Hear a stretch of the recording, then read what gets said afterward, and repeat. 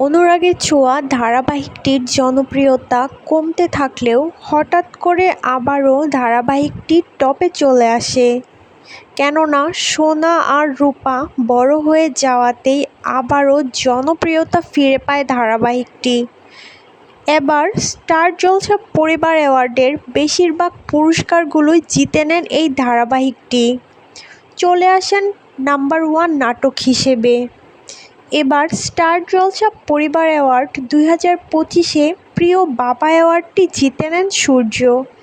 এমনকি প্রিয় মা পুরস্কারটিও পান দীপা। এছাড়াও প্রিয় ভালোবাসার সদস্য হিসেবে সোনা আর রূপা অ্যাওয়ার্ডগুলো জিতে নেন।